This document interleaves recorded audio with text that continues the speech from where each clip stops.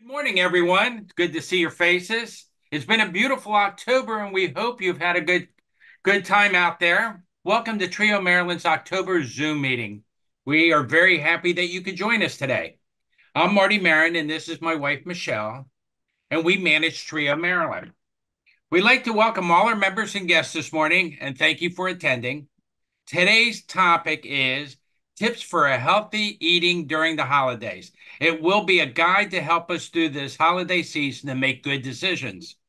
Next month's meeting is titled Patient Priority Care on November 9th, so mark your calendars accordingly. And now I'm going to turn the meeting over to Michelle to introduce our speaker. Good morning on this beautiful day. We're really very fortunate today to have Christine Hare, a longtime friend and supporter of Trio Maryland, a registered dietitian and certified renal specialist with over 20 years of experience in renal nutrition.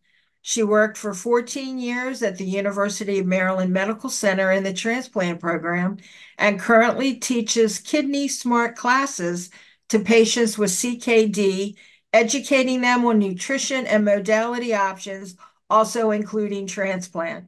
She also is the chair of the Maryland Delaware chapter of the National Kidney Foundation. We're really very fortunate to have Christine on this beautiful Saturday when she'd like to be out with her husband and dog. So thank you for addressing our Trio Maryland community. Welcome. And I now turn the program over to you. Oh, thanks, Michelle and Marty. Well, welcome everybody. I'm going to share my screen so that you guys can hopefully see this. So today, just like Marty mentioned, I'm going to talk a little bit about just healthy eating for the holidays. I know it's sometimes hard to think about the holidays when it's sunny and 75 degrees out, but they'll be here before we know it. And I think it's always a great thing just to kind of think about how we can keep ourselves healthy. And this is good for everybody, but definitely especially with a transplant.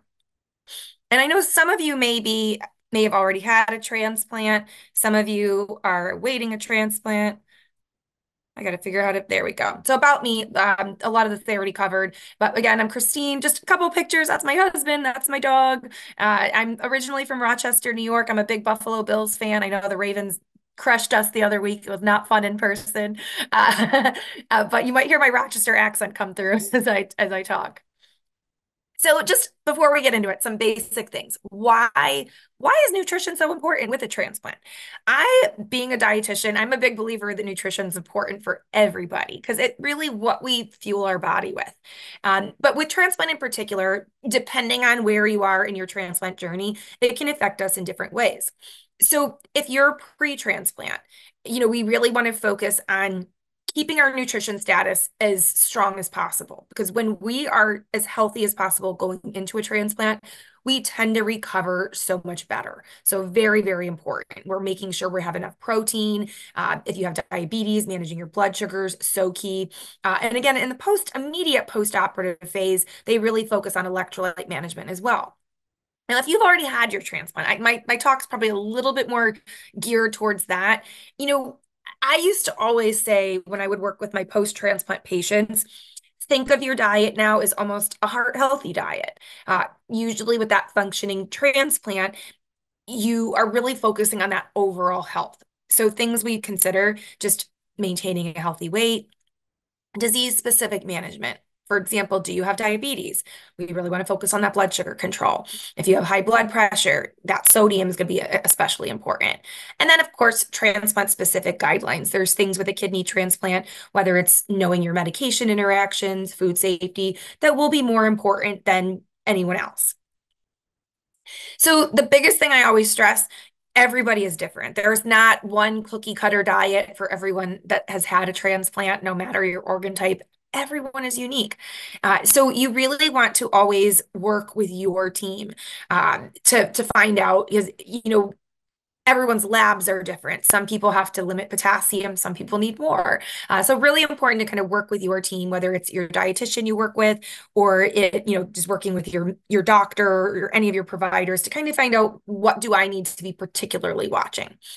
And then know your numbers. I'm a huge believer that to really be involved in your healthcare, try to advocate for yourself. And a big part of that is maybe understanding what some of those numbers are. And I know from working with a lot of transplant patients, y'all are some of the best at that. Like I would have patients come to me and be like, well, my Prograf level is a little high. Like they knew their levels. And that's what I want. I think it's so important to kind of know what levels the doctors are looking at. So when you review your labs, if you get a copy of them or you look at your patient portal, you kind of know where your goals are. So it's something that you can address with your providers. And then again, optimizing functional status.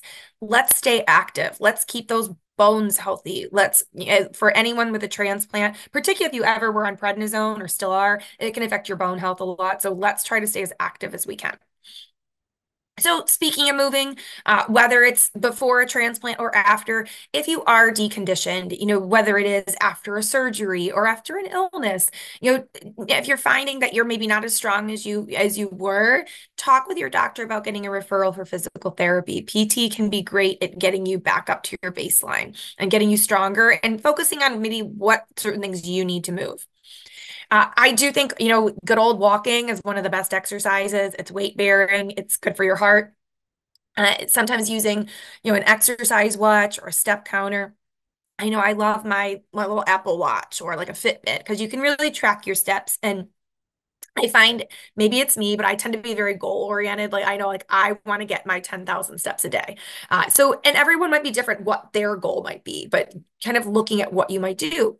And if you don't have a step counter, maybe it might be a minute goal. You might say, I'm maybe a little more sedentary lately. I'm going to start with a 10-minute walk or maybe during commercial breaks, get up and move around a little bit. But that exercise can be a huge piece for everyday health. But I particularly think it was when we talk a little bit more about this time of year, there's just more food everywhere. So sometimes it can be harder to balance our weight and we get busy. So focusing on where we can get that exercise in is such a good thing.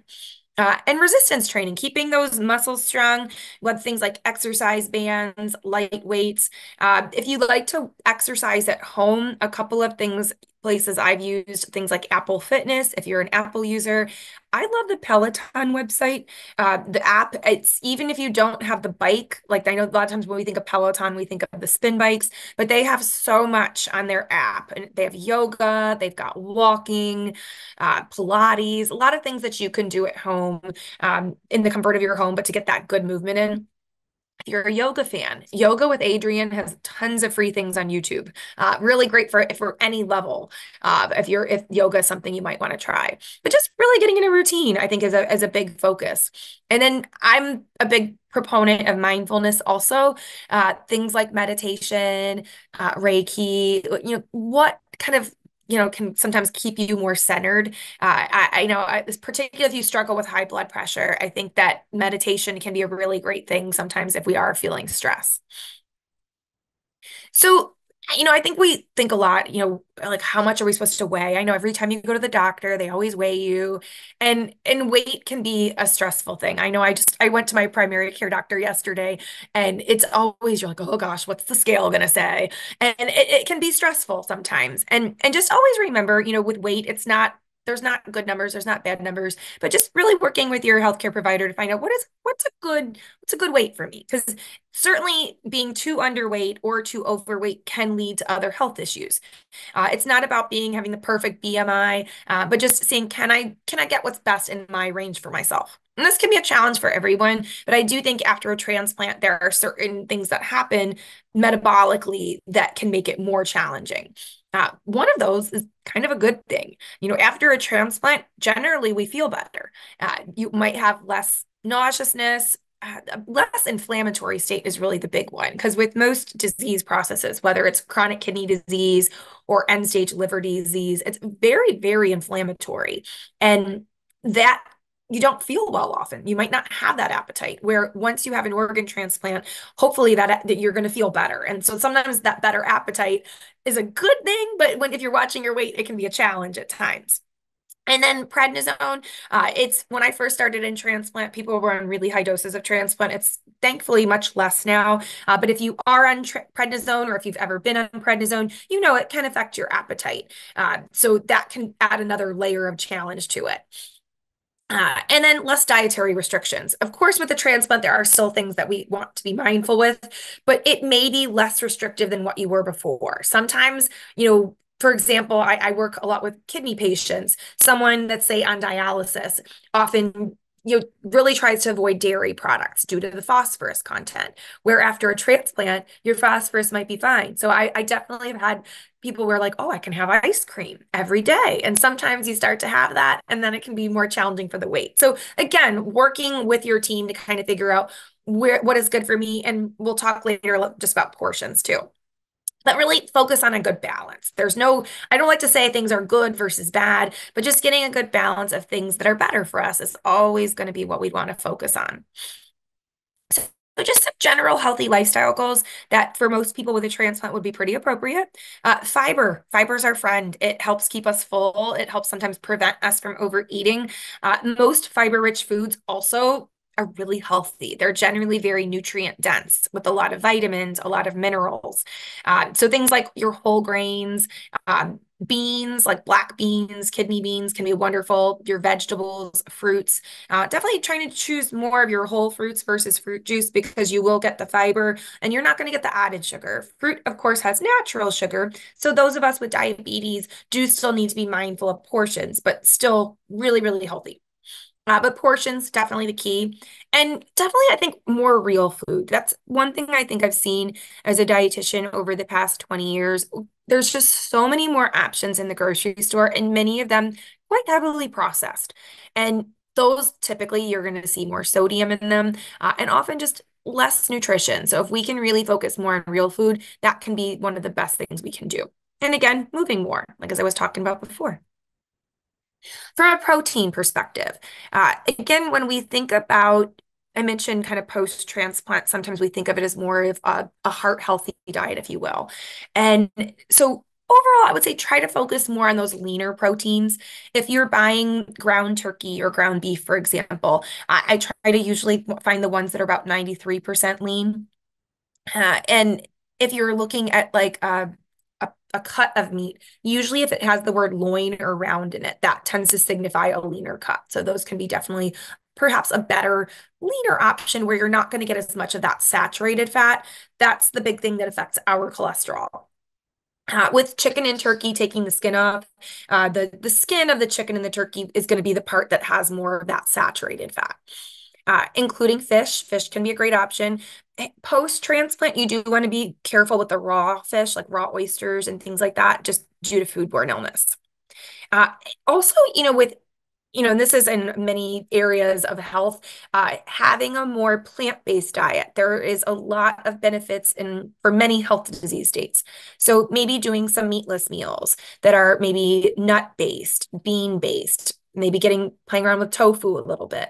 If any of you all maybe are wanting to try tofu but are not sure how to cook it, I found actually the Giant grocery store, the local chain here, they have a really robust nutrition section on their website, and they have a great little kind of YouTube section on how to prepare tofu in different ways. So if you ever want to get adventurous, that's a great place to check out. And then, of course, with things like yogurt, milk can be fine to do too, eggs and egg whites. So those are some great protein choices to have. And mainly utilize those heart healthy fats. Some great options. Mainly, you want to look for things that are mono or polyunsaturated. Some of my favorites include olive oil, avocado oil, sesame oil. If you're maybe cooking something, like a stir fry, sesame oil can be a great option. But olive oil and avocado oil, both wonderful. And then that healthy balance. Sometimes, when you think of like the my plate, I always kind of try to make my plate be for you. So how can we kind of tailor it to ourselves? For most people, one of the biggest focuses I tend to really look at is, can you try to increase your vegetable intake? So maybe try to make half your plate be vegetables, which can be a challenge for some people. I feel like veggies are one of the foods that a lot of people, they may not be their favorite. Maybe trying cooking them in different ways, but trying to get those veggies in. And then maybe about a quarter of your plate might be your protein, maybe a quarter of your plate be the starch. And again, you may have some adjustments. So if someone, for example, is immediately post-transplant, they may need a little more protein. So just, again, there's some variations as we go along, but that's kind of a good baseline to think about. I'm a huge believer, in particularly if you're maybe looking at, am I getting enough nutrition? Am I getting the right nutrition? Or if for someone maybe, for example, is trying to lose weight, a food diary can be really helpful. It's proven by studies that most of us underestimate what we eat by about a third. And that can add up pretty quickly. So whether it's a written diary or I love a lot of the apps can be really helpful if you're just trying to see, am I getting in what I should be? And they're also really useful tools if you do meet with a dietitian because you have then like a record that you can show them and they can really kind of look at that and assess where can we make some healthy changes. And be mindful of beverages. For most of us, water is the absolute best thing to drink. So trying to have predominantly water in our lives. And again, that exercise. Things like MyFitnessPal and Lose It are two of those apps that I really enjoy. And something like Lose It, I know the name implies that you are trying to lose weight. It doesn't necessarily have to be for weight loss. It can be just to kind of track, like, what are you doing? Just so you can see. So it's a great app, and it's most of the options in there are totally free as well. So portion sizes. I use this slide in a lot of my presentations just because I think sometimes it's hard to visualize what is a portion of something supposed to be. And I always think kind of visualizing it as an object can be helpful. So a couple of my favorites, just for when you think of like a protein portion, typically that's about 3 ounces. That does not mean that everybody, like a 3 ounce portion is what they need. Some people need more than that. But when you're picturing like what is 3 ounces of meat, picture like a deck of cards, both for the size and the thickness. An ounce of cheese, about 4 dice. For a half cup of ice cream, about a half a tennis ball. So that goes pretty quickly. And then the 2 tablespoons of margarine, salad dressing, mayo, about 2 dice. I find that tablespoons are one of the hardest things sometimes to visually picture, where, for example, things like salad dressing is something that I find a lot of people sometimes get a lot more sodium in their diet than they realize, even more sugar from the dressings. So I love sometimes just the thought of actually getting out a tablespoon and measuring out how much you normally use, just so you can kind of eyeball it a little bit better. And then about an ounce of hard candy or nuts is about the size of a hard-boiled egg. So just a couple things to kind of visualize. Couple others, a bagel about the size of a hockey puck. Most bagels are much bigger than that. So that's where a lot of bagels can be really high in sodium and carbs because they're just much larger. One of my favorite ones, particularly if you have diabetes and maybe you have to watch your sugar intake, is when you think about fruit. Fruit's good for us. Fruit gets a bad rap sometimes, though, because we do think of fruit with sugar. And sometimes people with diabetes in particular will say, well, I'm not supposed to have fruit because it's really sweet. And it is, but it still can be really good if you watch the portion size. So think about a baseball. That's like about a portion of a medium fruit, which is usually going to be about that 15 grams of carbohydrate. So that baseball, tennis ball size portion, those are good things to visualize. Or sometimes I just think like if you ball up your fist, that can be a great way to think about a portion of fruit. Dried fruit, when any kind of fruit is dried up, the nutrients, both the sugar and the potassium, are much more concentrated. So if you were having something like dried cranberries or raisins, your portion's going to be smaller, about the size of a golf ball. So about a third of a cup. And be mindful too, a lot of times some of the dried fruits also have added sugars, which will make it even sweeter. So just something to kind of think about there. So hopefully that's helpful just to help you kind of visualize some of those portions. So with sodium, this is one of the things that for many people, whether they're pre-transplant or post-transplant, often sodium is something that we will want to be mindful with. If your doctor has told you to be on a low sodium diet, we generally refer to that as 2,000 milligrams a day or less. Sounds like a lot, but 1 teaspoon, like it says on the slide, has 22,300 milligrams. So definitely if you are following a lower sodium diet, try to get in the habit of not adding that additional salt. Better options might be things like garlic powder, onion powder, Mrs. Dash. There's just fresh herbs, seasonings can be a great way to get that flavor in without the sodium.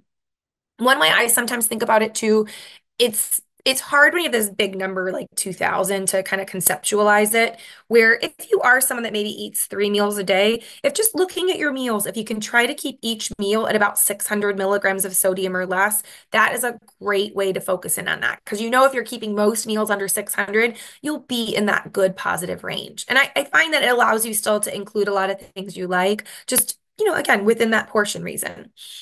If you are on a potassium restriction in particular, you do not want to do the salt substitutes that taste salty. Those are things like my salt or new salt would be examples. Those are actually made with potassium chloride, so they're very, very high in potassium.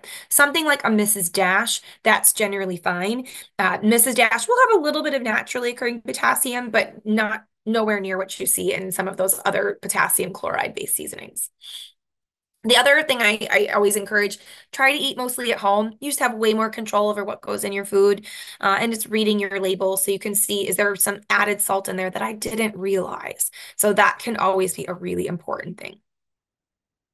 When you look at sodium on the food label, so I think sometimes we see different things, like you see where it says, you've got the percentage. The percentage is a good guide. Typically if something's 5% or less of a nutrient, that is considered a lower source. If it's 20% or more, that's considered a lot of sodium. I tend to like to look at the milligrams. Something is considered to be low in sodium if it's 140 or less. It's considered to be high if it's 400 or more. There's also the label, like what they can say on a label can be a little confusing sometimes.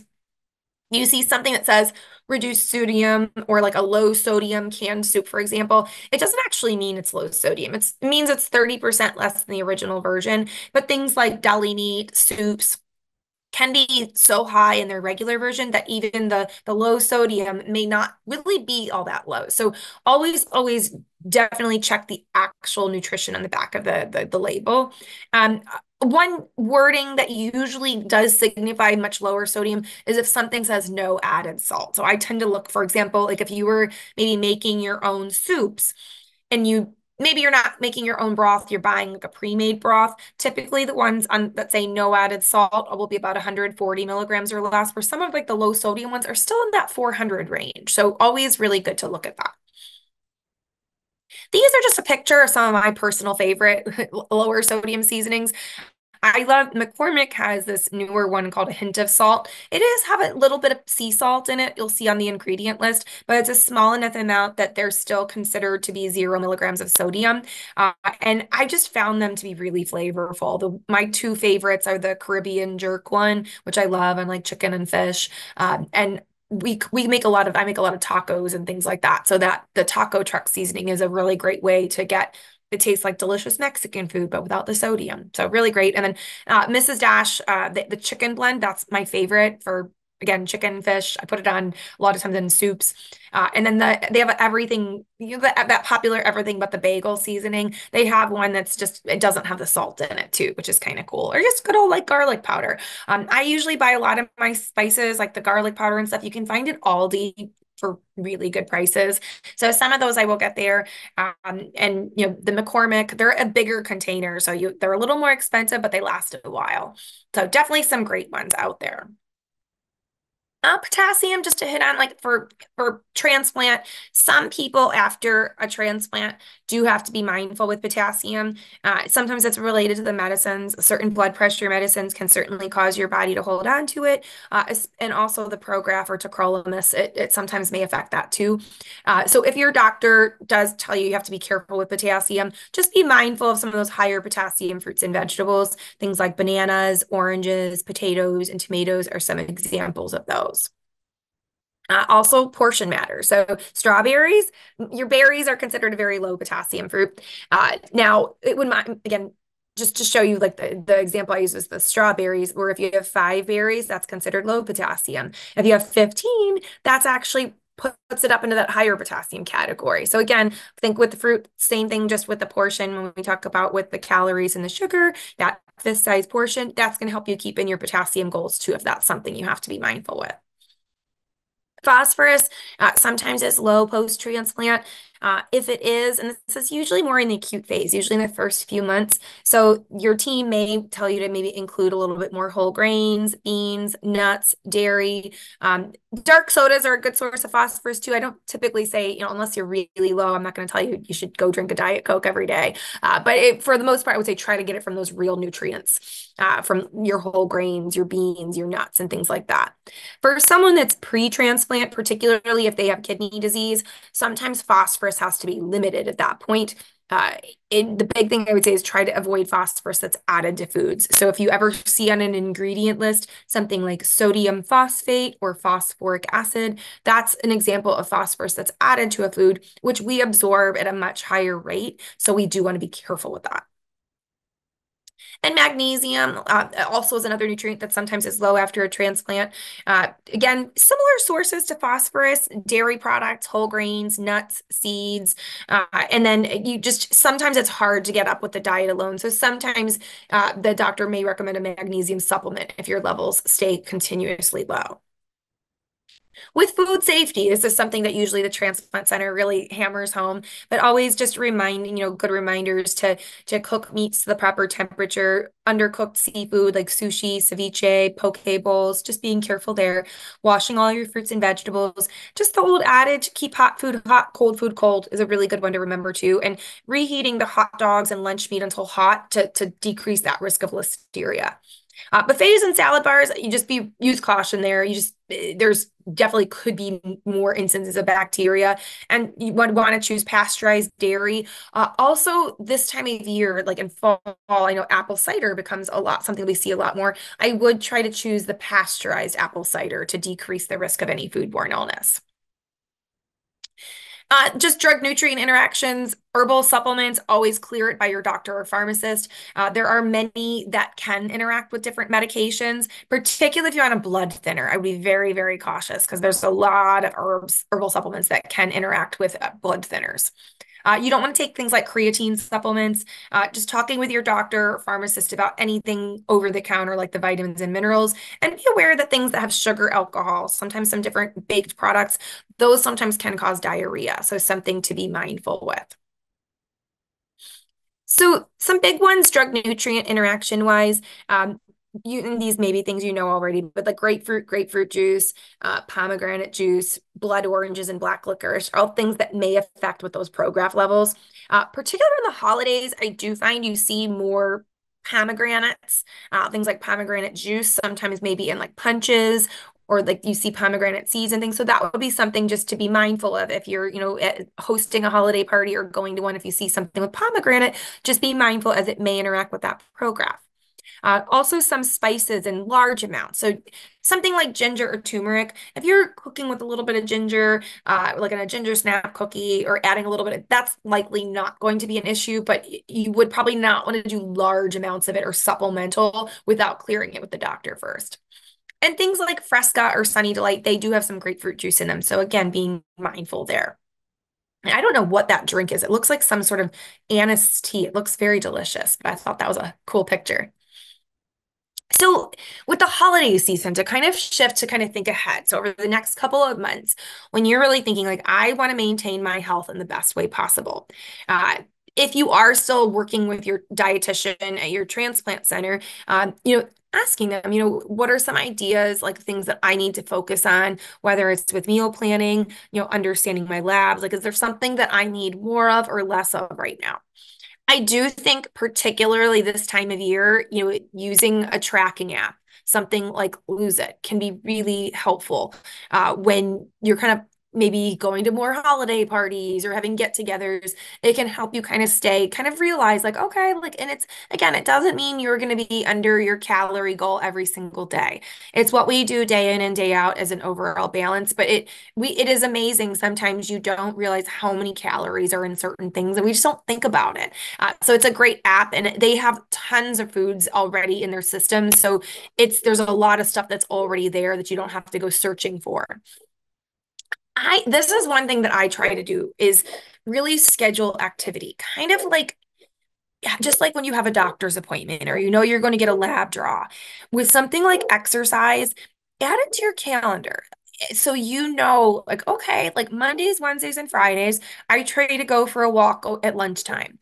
Or Tuesdays and Thursdays, I might do like some resistance band training or go to the pool and go for a swim. So think about what you like and think about how you can fit it into your lifestyle. Because particularly when we get so busy around the holidays, it's hard. And sometimes it might be just something and you have to go holiday shopping.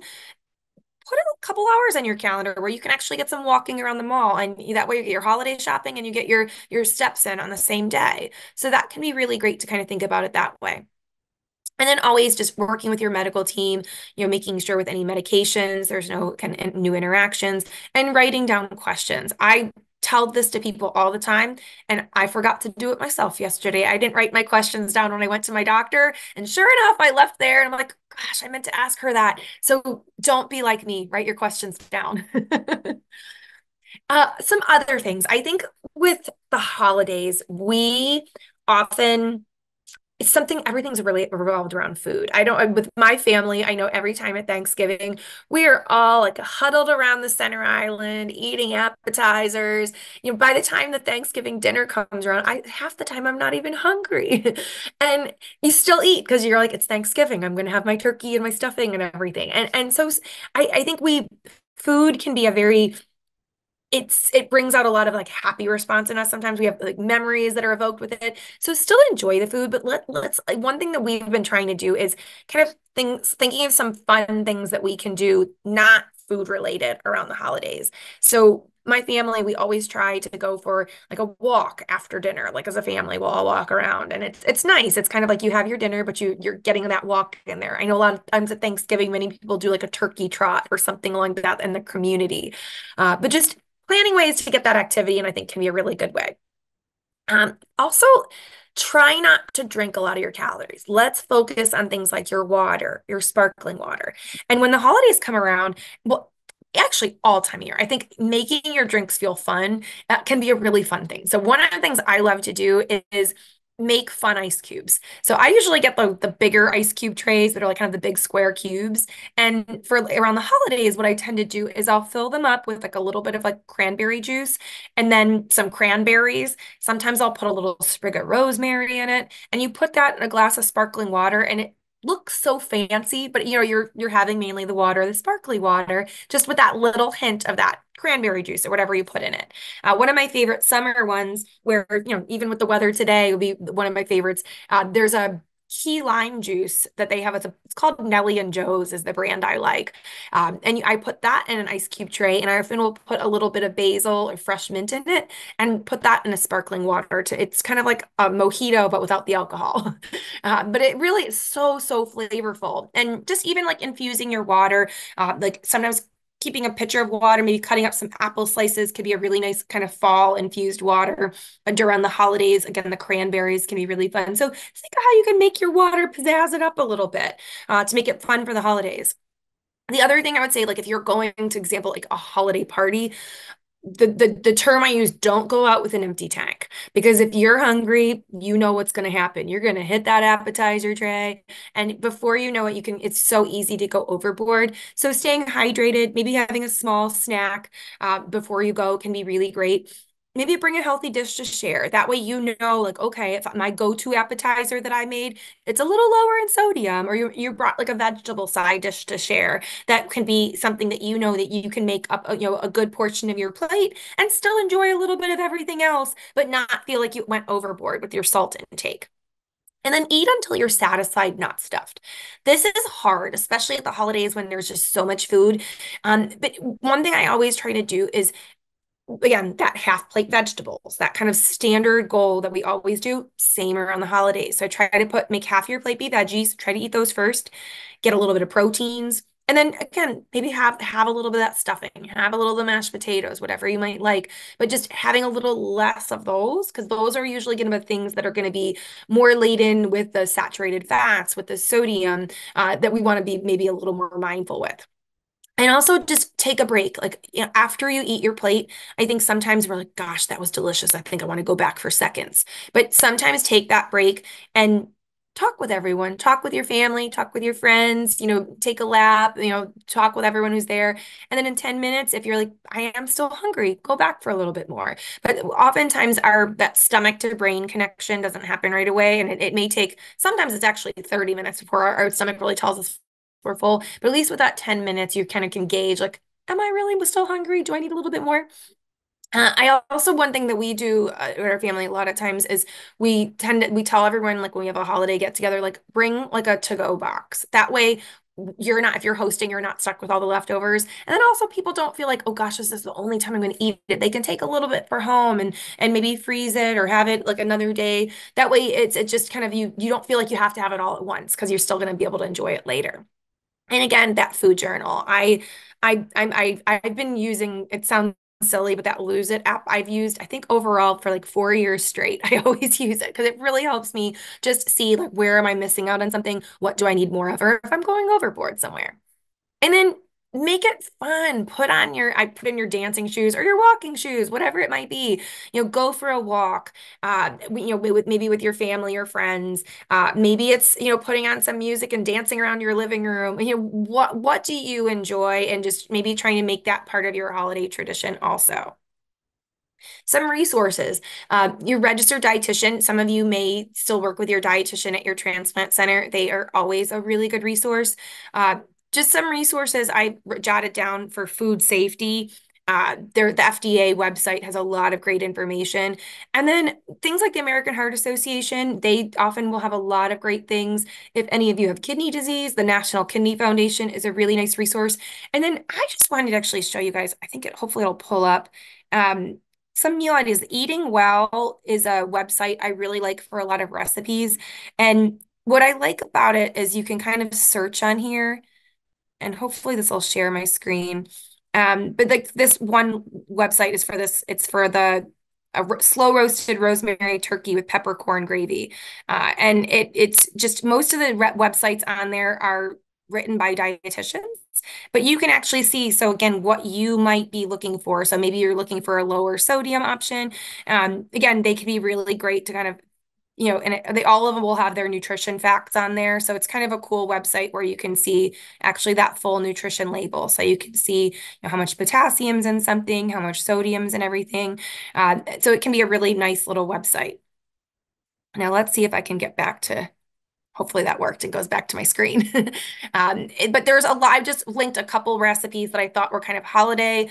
There's that roasted rosemary turkey with peppercorn. There was a stuffing that I thought sounded really good, a caramelized onion apple stuffing, and then a sheet pan dinner. Because I think, like, again, around the holidays, we get busy, busy, busy. So sometimes something as simple as putting together a sheet pan dinner where you just throw everything on a sheet and you bake it can be a really nice thing where you get your protein, your vegetables all at once. My other favorite thing, if any of y'all have an air fryers are so nice for many things to, cook chicken, fish in. And then also like for vegetables can be really easy for side dishes. You can just take some frozen vegetables, throw them in an air fryer, throw a little bit of spices on them, and it makes a really nice, easy roasted vegetable from frozen to cooked typically in about 10 to 12 minutes. So that can be a really nice thing for an easy meal when you're extra busy. Just some other resources, things like chair exercises. I'm such a big proponent of walking, but if you maybe get short of breath with walking or you have joint issues, there's a lot of great exercises you can do just using when you're sitting down. And the Silver Sneakers website has some nice, easy chair exercises. Also, YouTube is an awesome place. Just Google like chair exercises, YouTube, and tons of stuff will come up. So that can be really great. I mentioned the Peloton app. They do have meditation on there. Also things like the Daily Calm and Headspace are a couple other really apps for things like meditation that can be wonderful.